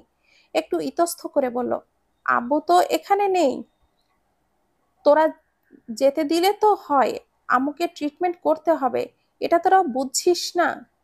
অবনী কথাটা শুনে তাচ্ছিলের হাসি দিল, তারপর হাসি থামিয়ে বলল, তুই তো বীর পুরুষ, তুই ট্রিটমেন্ট না করলে ছোট আম্মু আজীবন অসুস্থ হয়ে যাবে, তোকে কি আটকানো যায়? আরাফ অবনীর কথায় তার দিকে তাকিয়ে বোঝায় চেষ্টা করছে। সে কি সত্যি যেতে বলল, নাকি আরাফকে অপমান করলো? রকি আর আরাবির দিকেও একবার তাকালো, তাদের মুখ দেখে বোঝা যাচ্ছে অবনী তাকে ভদ্র ভাষায় অপমান করলো। সবার মুখ থমথমে হয়ে আছে। দেখে আরাব এবার অর্ণির দিকে তাকালো। এখন অর্ণি তার শেষ ভরসা। এরা তিনজন যেতে না দিলেও অর্ণি তাকে অবশ্যই যেতে দিবে এবং ওদের রাজি করাবে। তাই সে অর্ণিকে উদ্দেশ্য করে বলল, এই অর্ণি, ওদের বোঝা না একটু, আমি ভেতরে যাব, ওদের বল আমাকে যেতে দিতে। অর্ণি আরাফের কথা শুনতে পায়নি এমন করে দাঁড়িয়ে আছে। আরাফ ভাবলো অর্ণি শুনতে পায়নি। সে অর্ণির দিকে এগিয়ে গিয়ে আবারও বলল, অর্ণি, ওদের বল আমাকে ভেতরে আম্মুর কাছে যেতে দিতে, আমার কিন্তু খুব টেনশন হচ্ছে। অর্ণি এবার জবাব দিল, আপনার বাবাকে গিয়ে বলুন, আমার এখানে কিছুই বলার নেই। আরাফ তার দিকে রাগী দৃষ্টিতে তাকালো, তারপর বলল, তার মানে তোরা চারজনই এক দলে আছিস? কেউ তার কথায় কোনো জবাব দিল না। জবাব না পেয়ে সে আরেক দফা অপমানিত হলো। কোনো উপায় না পেয়ে সে হাসপাতালের দেওয়ালে হেলান দিয়ে দাঁড়িয়ে আছে। তখনই ইমার্জেন্সি রুম থেকে তার বন্ধু ডক্টর তামিম বের হলো। আরাফ ছুটে গেল তার কাছে, রকিও পেছনে পেছনে গেল। দুজনেই একসাথে জিজ্ঞাসা করলো, কি অবস্থা এখন? তামিম একটু থামলো, তারপর বলল, আন্টি স্ট্রোক করেছে, স্যার বলেছেন আইসিইউতে নিয়ে যেতে, তোরা দ্রুত শিফট কর। তামিম ভেতরে চলে যাচ্ছিল, আবার পেছনে ফিরে বলল, তুই এখনো এখানে দাঁড়িয়ে আছিস কেন? ভেতরে আন্টির কাছে চল। তামিমের কথায় আরাফ নতুন একটা সুযোগ পেল। কেউ বারণ করার আগে সে দ্রুত ইমার্জেন্সি রুমে প্রবেশ করতে যাবে। তখনই জমদূত মানে তার বাবা হাজির। জোর গলায় হুকুম দিলেন তিনি, আরাফ, তুমি ভেতরে যাবে না। কথাটা শুনে আরাফ এবং তামিম দুজনেই থেমে গেল। বাবার কথায় ধীর গতিতে দরজা থেকে সরে দাঁড়ালো সে। তামিম একবার তার দিকে তাকিয়ে ভেতরে গেল। তার বাবাও তামিমের পেছনে পেছনে ভেতরে গেল। আর রকি হাসপাতালের রিসিপশনে গিয়ে আইসিইউ বুক করতে গেল। তামিমের সামনে তার বাবার এমন আচরণ তাকে আরো বেশি অপমানিত করলো। তার চোখ দুটো ছলছল করছে। একে তো মা অসুস্থ, তার উপরে অপমানের পরে অপমান। চোখের পলক ফেললেই জল গড়িয়ে পড়বে এমন একটা অবস্থা তার। তাই সে একটু দাঁড়িয়ে তারপর সেখান থেকে চলে গেল। রোজ রোজ অপমান আর বন্ধু বান্ধবদের কানা ঘোষা তাকে পাগল বানিয়ে ছাড়ছে। তার মধ্যে তামিম সব বন্ধুদের এইসব গিয়ে বলবে আর সবাই আরো বেশি ঠাট্টা করবে তাকে নিয়ে। এইসব কিভাবে মানা যায়? জুই ফিরে আসার পর থেকেই তার জীবনটা যেন আবারও পাল্টে গেল। তার অতীতটা ভয়ঙ্কর হলেও এখানের পরিস্থিতির চেয়েও ভালো ছিল, কিন্তু এখন সব সহ্যের বাইরে চলে যাচ্ছে। কি করবে সে? কিভাবে সব আগের মতো করবে? তার তার জানা নেই। অর্ণির জীবনটা কেমন হবে? তার জীবনটা কেমন হবে? সব শুধু এখন ধোঁয়াশা। ডাক্তার বারবার পর্যবেক্ষণ করছে। ডাক্তার আরাফের মা হওয়ায় এক্সট্রা কেয়ার করছে হাসপাতাল কর্তৃপক্ষ। তাই অবস্থার উন্নতি হচ্ছে দ্রুত। 2 দিন পর মিসেস আরমিনের জ্ঞান ফিরল। এই 2 দিনে কেউ আরাফকে তার মায়ের কাছে যেতে দেয়নি। অনেকবার চেষ্টা করেছে যাওয়ার জন্য, কিন্তু সফল হতে পারেনি সে। সে একজন ডাক্তার হয়ে কত মানুষকে সেবা সুস্থ করেছে, কিন্তু নিজের মাকে সেবা তো দূরের কথা, দেখতেও পারছে না। এর চেয়ে বড় কষ্ট আর কি হতে পারে? একজন সন্তানের জন্য পৃথিবীর সবচেয়ে দামি এবং মূল্যবান সম্পদ হচ্ছে তার মা। তার মধ্যে আরাফ তার মাকে সবচেয়ে বেশি ভালোবাসে। বলা চলে পৃথিবীর এক পাশে তার মা, আরেক পাশে সে। সেই মাকে সে দেখতে পারছে না। কতটা অস্বস্তি লাগছে, কতটা বিষণ্ণ লাগছে তা শুধু আরাফই জানে। কাউকে বোঝানোর ক্ষমতা নেই তার। তার চেয়ে বড় কথা, তার মায়ের অসুস্থতার জন্য তাকেই দায়ী করা হয়েছে। শুধুমাত্র আরাফ, তার মা জানে তাদের দুজনের মাঝে কি কথা হয়েছে, কেন তার মা এত টেনশন করছে। প্রথমে সে একটু রাগারাগি করেছে, তারপর ঠিক পরের সব ঘটনা বুঝিয়ে বলেছে, কিন্তু তা কেউ জানে না। তাই তো সবাই তাকে ভুল বুঝেছে। তার মা কথা বলতে পারলে তখন হয়তো সব সমস্যার সমাধান হয়ে যেত। তাই শুধু অপেক্ষা করা ছাড়া আর কোনো উপায়ও নেই। আরাফের মা মিসেস আরমিনকে আইসিইউ থেকে কেবিনে ট্রান্সফার করা হয়েছে। এই 2 দিন ধরে অনেক ডাক্তার এবং নার্স তাকে দেখতে এসেছেন। সবাই আরাফের বন্ধু, সিনিয়র, জুনিয়র এবং শিক্ষক। কিন্তু জুই আসেনি। হয়তো সে জানেই না আরাফের মা অসুস্থ। যারা এসেছেন সবাই আরাফকে রুমের বাইরে আবিষ্কার করেছে। একজন কার্ডিওলজিস্ট হয়ে নিজের মায়ের ট্রিটমেন্ট করছে না কেন? কেন সে মাকে দেখতে রুমের ভেতরে যাচ্ছে না? এই নিয়ে সবার মনে প্রশ্ন জাগছে। প্রশ্ন জাগাটাই স্বাভাবিক, কারণ সে তখন থেকে রুমের বাহিরে বসে আছে, কোথাও যাচ্ছে না, কারোর সাথে কথা বলছে না সে। এমনকি 2 দিন ধরে কিছু খায়ও নি সে। অবশ্য বাড়ির কেউ তাকে খেতেও বলেনি। এমন ছেলের খোঁজ কে রাখবে, তাও এত টেনশনের মধ্যে? কেবিন রুমে আনার পর আরাফকে তার বাবা যেতে দেয়নি মায়ের কাছে। এখন তার সহ্যের সীমা শেষ হয়ে যাচ্ছে। কখন যে হুট করে বাবার আদেশ অমান্য করে কেবিনে ঢুকে পড়ে তা তার জানা নেই। মনে মনে সিদ্ধান্ত নিয়েছে, একটু পর ডাক্তার চেক আপ করতে আসলে সেও ডাক্তারের সাথে ঢুকে যাবে। তার বাবা রেগে গিয়ে বড়জোর দুটো চড় দিবে। দোষ যেহেতু করেছে, চড় খেতে তার কোনো দোষ নেই বা কষ্টও নেই। তাই মনের মধ্যে সাহস জমিয়ে কেবিনে প্রবেশ করার প্রস্তুতি নিচ্ছে। কিন্তু তার আশাকে নিরাশা করে দেওয়ার জন্য একটু পর ঘটে গেল ঝামেলা। জুই এসেছে হাসপাতালে। এসেই সোজা আরাফের কাছে চলে আসলো সে। আরাফ তাকে দেখেও চুপচাপ বসে আছে, কিন্তু জুই এসেই হুকুম দিল, আরাফ চলো, কথা আছে তোমার সাথে। আরাফ জুইয়ের কথায় একটু ইতস্ত করে উঠে দাঁড়ালো। এক পলক তার বাবার দিকে তাকিয়ে আরেক পলক অর্ণির দিকে তাকালো। অর্ণিও তাদের দিকে তাকিয়ে আছে, কিন্তু তার বাবার দৃষ্টি অন্যদিকে। তিনি ইচ্ছাকৃত অন্যদিকে তাকিয়ে আছেন। আরাফের সাড়া শব্দ না পেয়ে জুই আবারও বলল, দাঁড়িয়ে আছো কেন? চলো আমার সাথে। আমার আম্মু অসুস্থ, এখন যেতে পারবো না।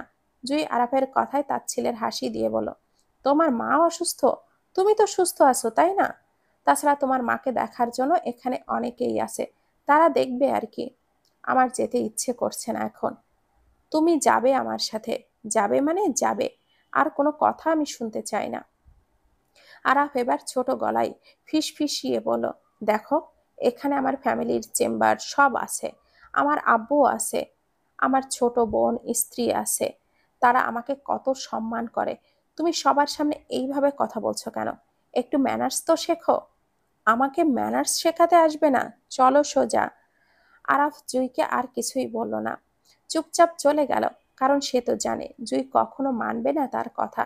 জুই তো আর অর্ণি নয় যে চুপচাপ বললে চুপ হয়ে যাবে একেবারে। আর অর্ণি চুপচাপ আরাফের দিকে তাকিয়ে থাকলো। তার চোখ দুটো ছলছল করছে। আরাফকে দেখে বোঝা যাচ্ছে সে এখন জুইয়ের সাথে যেতে চাচ্ছে, বাধ্য হয়ে যাচ্ছে সে।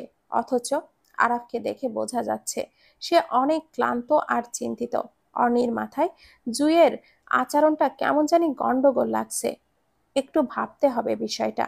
আরাফের মুখের ওপরে তার বাবা ছাড়া আর কেউ কথা বলতে পারে না, অথচ জুই তার সামনে এইভাবে কথা বলছে, আর সে সব অনায়াসে মেনে নিচ্ছে। বিষয়টা তো ভাবতেই হয়। হাসপাতাল থেকে নামার সময় আরাফের 2জন বন্ধু আসছিল। তাকে এবং জুইকে দেখে একটা বাঁকা হাসি দিল। সব জেনেও না জানার ভান করে বলল, তোর মা অসুস্থ মনে হয়। এখন ভাবিকে সময় না দিয়ে একটু আন্টিকে সময় দিতে তো পারিস। আরাফ কোনো জবাব না দিয়েই পাশ কাটিয়ে চলে গেল। এই কদিন ধরেই তার সাথে এইসব ঘটনা প্রতিনিয়ত ঘটছে। জীবনে যেসব পরিস্থিতি কখনো চোখেও দেখেনি, সেই সব এখন তার সাথে হচ্ছে। কিন্তু সে নিরুপায়। নেই কোনো জবাব, নেই কোনো সমাধান। আরাফকে সবাই খুব ভালো করেই চেনে। ক্যাম্পাসের সবচেয়ে পরিচিত মুখ সে। এলাকায় এবং আত্মীয় স্বজনের কাছে সে ভদ্র ছেলের এক উজ্জ্বল দৃষ্টান্ত। এইচএসসি পর্যন্ত দুনিয়ায় মুখ না দেখে পড়াশোনা করেছে সে। সারাদিন পড়াশোনা আর বিভিন্ন এক্সট্রা অ্যাক্টিভিটি যুক্ত করত। সব পরীক্ষায় টপ করত। প্রেম করা তো দূরের কথা, কোনো মেয়ের সাথে কথা বলতো না। তার এসব গুণের কাছে অর্ণি কিশোরী মন পরাজিত হয়ে গিয়েছিল। সবসময় সে আরাফকে ফলো করত। আরাফ কয় ঘন্টা পড়ছে, কোথায় যাচ্ছে সব ফলো করত। আরাফ এক প্রকার তার ডেইলি রুটিন ছিল। তাই শিক্ষা জীবনে সেও কম সফলতা পায়নি। আরাফের মতো হতে না পারলেও অনেকটা কাছাকাছি গিয়েছে। আরাফ মেডিকেলে চান্স পাওয়ার পর প্রথম 2 বছর বেশ ভালোই ছিল, কিন্তু তৃতীয় বছরে জুই সেই মেডিকেলে ভর্তি হয়। জুই তার 2 বছরের জুনিয়র। অর্ণি তার মনের কথাগুলো আরাফকে বলার আগেই জুই আরাফের জীবনে চলে আসে। 3 বছরের প্রেম ছিল জুই আর আরাফের। আরাফ এই 3 বছরে অনেকটা পাগল জুইয়ের প্রেমে। তার জীবনের প্রথম ভালোবাসা। মন উজাড় করে ভালোবেসেছিল সে জুইকে। কিন্তু তার এমবিবিএস শেষ হলে সে ডিগ্রি নিতে বিদেশে চলে যায়। তখন থেকে জুইয়ের সাথে দূরত্ব শুরু। বিদেশে যাওয়ার প্রথম মাসে জুই তাকে কোনো কারণ ছাড়াই সবকিছু থেকে ব্লক করে দেয়। আরাফ তখন অনেক চেষ্টা করেও জুইয়ের সাথে যোগাযোগ করতে পারেনি। এদিকে বাবার ভয়ে দেশেও ফিরে আসতে পারছিল না সে। 2 বছর পর দেশে ফিরে এসে সে জানতে পারে জুইয়ের এমবিবিএস শেষ হয়েছে এবং সে এখন আরাফদের মেডিকেলে নেই। দেশে এসে জুইকে না পাওয়ার পর থেকেই আরাফ পাল্টে গেছে। তখন থেকে তার বাবা মা পরিবার তাকে বুঝিয়েছে, অন্যত্র বিয়ে দিতে চেয়েছে, কিন্তু তার একটাই কথা, সে কখনো অন্য কোনো মেয়েকে ভালোবাসতে পারবে না।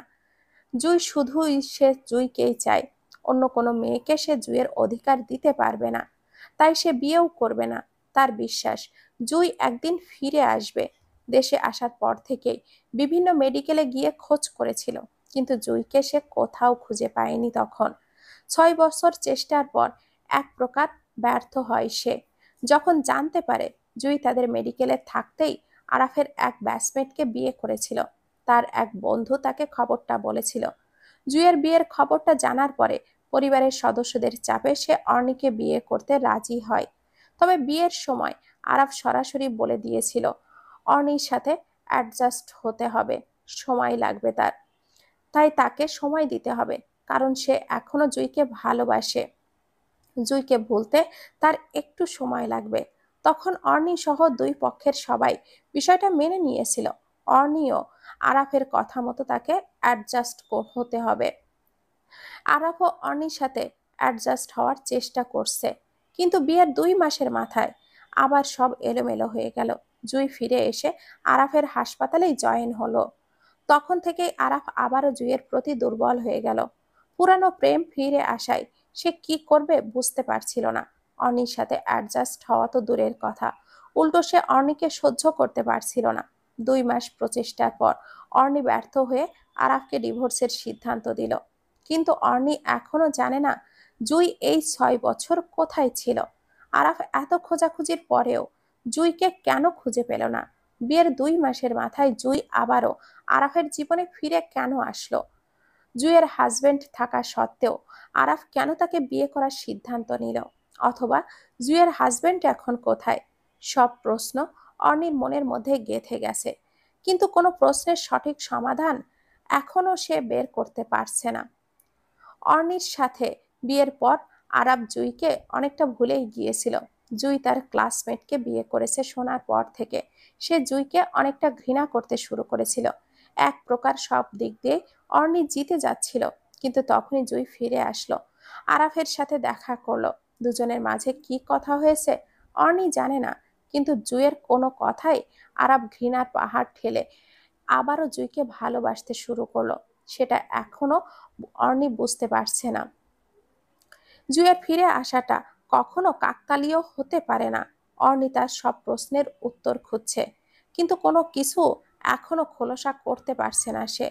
তাই আরাফকেও প্রেশার দিতে চাইছে না সে।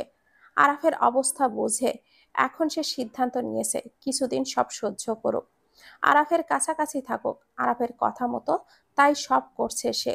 তার ভাবনা যদি সত্যি জুই এই 6 বছরে কোনো বিপদে পড়ে আরাফকে দূরে ঠেলে সরে গিয়েছিল বা এটা করে থাকে, তাহলে ডিভোর্সটা চূড়ান্তভাবে হবে আর অর্ণি তাদের দুজনের জীবন থেকে সরে যাবে।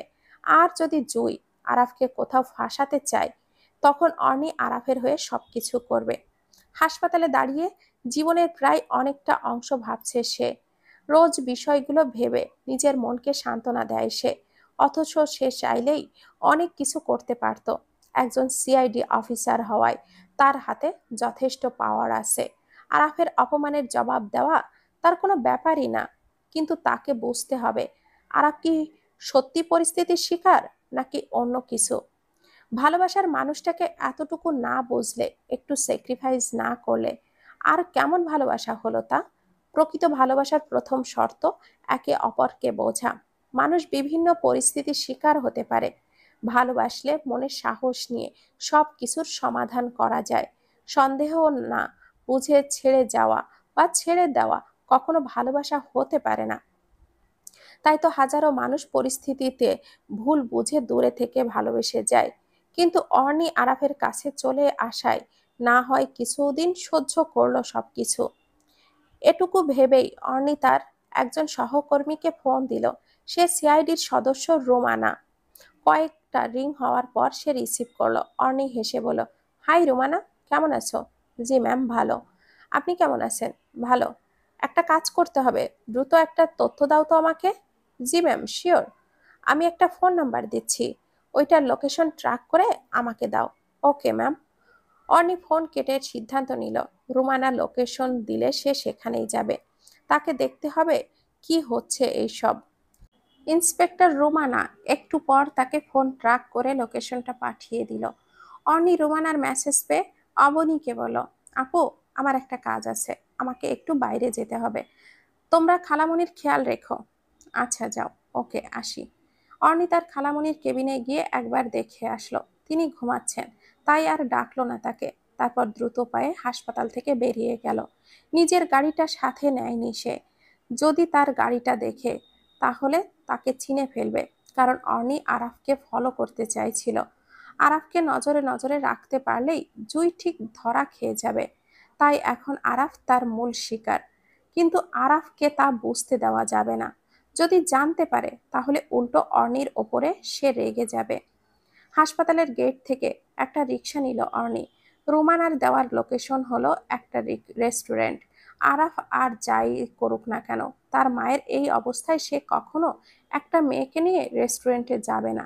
তাই লোকেশন অনুযায়ী সে যাচ্ছে। কিন্তু রাস্তায় ভীষণ জ্যাম, কিছুতেই পথ ফুরাচ্ছে না। অনেকক্ষণ অপেক্ষা করলো সে, কিন্তু এতে করে সময় চলে যাচ্ছে। এখন যদি জুই আর আরাফ চলে যায় ওখান থেকে, তাহলে তার সব প্রচেষ্টায় বৃথা হয়ে যাবে। তাই ভাড়াটা মিটিয়ে সে রিক্সা থেকে নেমে গেল। রিক্সা থেকে নেমে এক প্রকার দৌড়ের গতিতে সে যাচ্ছে। কোনো দিকে না তাকিয়ে সে হাঁটছে অনেক কষ্টে। কোনো রকমের রেস্টুরেন্টে পৌঁছালো সে। কিন্তু সে ঢুকেই দেখলো জুই আর আরাফ বেরিয়ে যাচ্ছে। জুই অনেকটা দ্রুত গতিতে বের হচ্ছে। আরাফ আস্তে আস্তে হাঁটছে, কিন্তু জুই আরাফকে রেখে দ্রুত গতিতে নেমে তার গাড়িতে উঠে পড়ল। অর্নি জুইয়ের কাণ্ডে অবাক হয়ে গেল। সে আসার সাথে সাথেই জুই কেন চলে যাচ্ছে? তাছাড়া জুই জানলো কি করে অর্নি তাকে ট্রাক করে এখানে এসেছে? অর্নি এখন নিজের ওপরে রাগ হচ্ছে। ইচ্ছে করছে নিজের মাথাটা নিজেই ফাটিয়ে দিই। এত ঝামেলা আর ভালো লাগে না তার। একবার মন চায় সব ছেড়ে দিয়ে সে তার মতো করে বাঁচুক, নতুন করে স্বপ্ন দেখুক। কিন্তু চাইলেও সে পারে না আরাফকে ভুলতে। আবার ছুটে আসতে মন চায় আরাফের কাছে। কোনো এক অদৃশ্য টান তাকে সবসময় আবদ্ধ করে রাখে আরাফের কাছে। খানিকক্ষণ সে দাঁড়িয়ে থাকলো এক পাশে।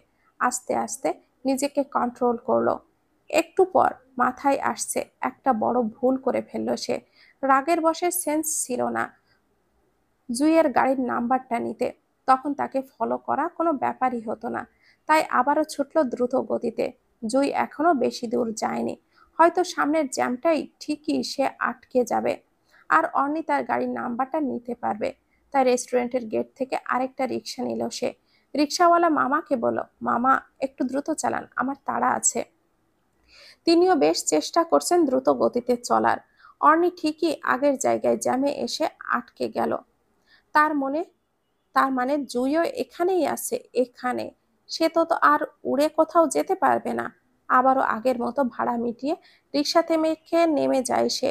নেমে ধীর গতিতে হেঁটে হেঁটে সব গাড়ি পর্যবেক্ষণ করছে অর্নি। কয়েকটা গাড়ি চেক করতে করতে জুইয়ের গাড়িটা পেল। আসতে গিয়ে তার গাড়ির নাম্বারটা নিল সে। তারপর খুশি মনে আবারও হাঁটা দিল হাসপাতালের উদ্দেশ্যে। এ যাত্রায় একেবারে সফল না হলেও ব্যর্থ তো আর হয়নি সে। মনে সাহস রেখে বাকি কাজগুলো করতে হবে তাকে। হাসপাতালে পৌঁছানোর পর ইন্সপেক্টর রোমানাকে আবারও ফোন দিল অর্নি। সে প্রথমে রিসিভ করেনি, হয়তো কোনো কাজে ব্যস্ত আছে। এই ভেবে অর্নি আর ফোন দিল না। একটু পর রোমানা ফোন ব্যাক করলো। অর্নিও সাথে সাথে রিসিভ করলো ফোনটা। সরি ম্যাম, আমি একটু ব্যস্ত ছিলাম। ইটস ওকে, সমস্যা নেই। একটা গাড়ির নাম্বার দিচ্ছি, ওটা কার নামে রেজিস্ট্রেশন করা সেটা বের করে আমাকে দিতে হবে। একটু দ্রুত চেষ্টা করো। Okay ma'am. অর্নি এবার ফোনটা কেটে দিল। আরাফ এখনো হাসপাতালে আসেনি। তার তো এতক্ষণে চলে আসার কথা ছিল। কোথায় গেল তাহলে সে? অর্নি ভাবছে এইসব। হঠাৎ আরাবি এসে তাকে বলল, তোমার আব্বু ডাকছে। অর্নি অবাক হয়ে জিজ্ঞাসা করলো, কেন? কোনো সমস্যা হয়েছে? এমনি ডাকছে হয়তো। আচ্ছা, যাচ্ছি। অর্নি বসা থেকে উঠে আরাফের বাবার কাছে গেল। খালু, আমাকে ডেকেছেন? হুম। কোথায় গিয়েছিলে মা? আরাফের বাবার প্রশ্নে অর্নি থতমত খেয়ে গেল। একটু থেমে গিয়ে বলল, অফিসের একটা কাজ ছিল। তোমার যদি অফিসের কাজে সমস্যা হয় তুমি যেতে পারো। এখানে তো আমরা সবাই আছি। তুমি শুধু শুধু এক্সট্রা প্রেশার নিবে কেন? না না, আমার কোনো প্রেশার হচ্ছে না। তোমার সাথে একটা কথা ছিল, আগেই বলতাম, কিন্তু তোমার খালামণির এই অবস্থা হয়ে যাওয়ার কারণে আর বলার সুযোগ হয়নি। জি বলুন। তুমি আর আরাফ দুজনেই ম্যাচিওর, যথেষ্ট বোধশক্তি দুজনেরই আছে বলে আমি মনে করি। তাহলে ডিভোর্সের মতো একটা সিদ্ধান্ত তোমরা দুজনে মিলে নিতে গেলে কেন? আমরা সবাই তোমাদের গুরুজন, আমাদের তো একটাবার জানাতে পারতে। অর্নি কি জবাব দিবে বুঝতে পারছে না। আরাফের বাবা আবারও বলা শুরু করলো, দেখো, আমার ছেলেটা গোল্লায় গেছে তা আমি খুব ভালো করেই রিয়েলাইজ করতে পারছি। তুমি যদি আমাদের বলতে সমস্যাটা কোথায়, আমরা তো একটু হলেও বুঝতে পারতাম। কেন এমন সিদ্ধান্ত নিচ্ছ? আমি কি তাহলে কিছু করতে পারি? উনি চাই জুয়ের সাথে নতুন করে জীবন শুরু করতে। জুয়ের সাথে থাকলে সে ভালো থাকবে। আমি কেন মাঝখান থেকে তাদের ঝামেলা করব বলেন? তোমার মনে হয় আরাফ ওই মেয়েটার সাথে ভালো থাকবে? মেয়েটা একটু আগে আমার সামনে কিভাবে বিহেভ করছে তুমি দেখেছো? আপনার ছেলের তো তাকেই খুব ভালো লাগছে। আত্মীয় স্বজন জানতে পারলে কি হবে একবার ভেবেছো? অর্নি কিছু বলতে যাবে তখনই একজন ডাক্তার এসে আরাফের বাবাকে ডাক দিল। তিনি ডাক পেয়ে সোজা চলে গেলেন। অর্নি একটু দাঁড়ালো সেখানে, তারপর আরাবির দিকে আসে সেখানে চলে গেল। তাদের পাশে গিয়ে বসতেই দেখলো আরাফ বসে আছে এক পাশে। হয়তো অর্নিকে তার বাবা ডাকার পর সে এসে পৌঁছেছিল। অর্নি তাকে দেখে এক পলক তাকালো। তার চোখে চিন্তার স্পষ্ট ছাপ আছে। অর্নি বসতেই আরাফ সামনে তাকালো, তাকে বসতে দেখলো। এই তোর সাথে কথা আছে আমার, চল আমার সাথে। আরাফের কথায় অর্নি একবার তার দিকে তাকালো, আবার অন্যদের দিকে তাকালো। তারপর কি মনে করে যেন প্রশ্ন করলো, কোথায় যাব? তোকে আসতে বলেছি আর তুই আসবি, ব্যাস। এত প্রশ্ন করিস কেন? অনি এবার উঠে দাঁড়ালো। সে জানে আরাফকে মানানো তার পক্ষে সম্ভব নয়, তাই হার মেনে নেওয়াই ভালো। শান্ত গলায় বলল, চলেন।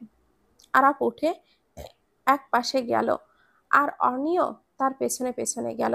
আরাফ শান্ত গলায় বলল, তুই কি আমাকে ফলো করে রেস্টুরেন্টে গিয়েছিলি? আরাফের প্রশ্নে অর্নি বেশ অবাক হলো। আরাফ জানলো কি করে এইসব? সে তো আরাফকে দেখতে পায় না। এমন করেই গিয়েছিল। আরাফ তাকে দেখেনি, সেটা অর্নি শিওর। তাহলে আরাফ জানলো কি করে? নিশ্চয় কেউ তাকে বলে দিয়েছে।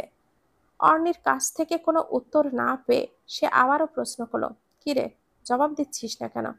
না মানে হ্যাঁ, আমি একটা কাজে ওই দিকটায় গিয়েছিলাম, আপনাকে ফলো করে নয়। সত্যি বলছিস? হ্যাঁ সত্যি বলছি তো। আপনি জানলেন কি করে? জুই ফোন দিয়ে বলল তুই আমাদেরকে ফলো করতে গিয়েছিস। জুই কি চোর যে তাকে আমি ফলো করব?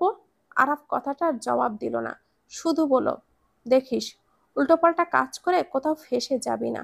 বয়স কম তোর, বুঝে শুনে কাজ করবি। অর্নি কিছু বলল না, শুধু মাথা নাড়ালো। আরাফ একবার তার দিকে তাকিয়ে চলে গেল আবারও। আরাফ যতই খারাপ হোক, তার একটা ভালো গুণ আছে, সে অর্নিকে অনেক বেশি বিশ্বাস করে, হয়তো নিজের চেয়েও বেশি। কথায় আছে, ভালোবাসার পূর্ব শর্ত হচ্ছে বিশ্বাস। কিন্তু তাদের মাঝে বিশ্বাস তো আছে, ভালোবাসাটা কি সে আসতে পারে না দুজনের জীবনে? দুজন কি দুজনকে সবকিছু দিয়ে আগলে রাখতে পারে না? আরাফের বাবা ডাক্তারের সাথে কথা বলে এসে জানালেন, আগামীকাল যদি সবকিছু ঠিকঠাক থাকে তাহলে মিসেস আরমিনকে ডিসচার্জ করা হবে। এত কষ্টের মাঝেও একটা খুশির খবর পেয়ে অর্ণির মুখে হাসি ফুটে উঠল। শুধু সে নয়, সবার মুখে হাসি রেখা ফুটে উঠেছে। একটু পর ইন্সপেক্টর রোমানাকে ফোন দিল। অর্ণি খুশি মনে ফোনটা রিসিভ করলো, কোনো ভালো খবর পাবে এই আশায়। কিন্তু তার খুশি মনটা আর পুরো মাথাটা ঘুরিয়ে দেওয়ার জন্য রোমানার একটা কথাই এনাফ। ম্যাম, গাড়িটা ডক্টর পারভেজ আলমের নামে রেজিস্ট্রেশন করা আছে। ওনার সকল ইনফরমেশন বের করে আমাকে দিবেন। কোথায় থাকেন এখন, কোন হাসপাতালে আছেন, সব তথ্য লাগবে। Okay ma'am. রোমানা ফোনটা কেটে দিল, কিন্তু অর্ণি এখনো ফোনটা কানে ধরে আছে। তার মাথা কাজ করছে না। ডক্টর পারভেজ আলম তো জুয়ের হাজবেন্ড। আরাফের সব বন্ধু বা ক্লাসমেটদের অর্ণি মোটামুটি খুব ভালো করেই চেনে। সেই সুবাদে পারভেজকেও সে চেনে। অর্ণির জানা মতে জুই আর পারভেজের ডিভোর্স হয়ে গেছে। তাহলে পারভেজের গাড়ি জুই কেন ব্যবহার করবে? কোনো মানুষ কি তার এক্সকে নিজের গাড়ি ব্যবহার করার সুযোগ দিবে? এমন মানুষ কি কোথাও খুঁজে পাওয়া যায়? তার মানে কি জুই আরাফকে সব কথা মিথ্যা বলেছে এতদিন? যদি জুইয়ের সাথে পারভেজের সম্পর্ক ঠিক থাকে, তাহলে জুই অর্ণি আরাফের মাঝে জড়াতে চাইছে কেন? তার লাভটা কি এতে?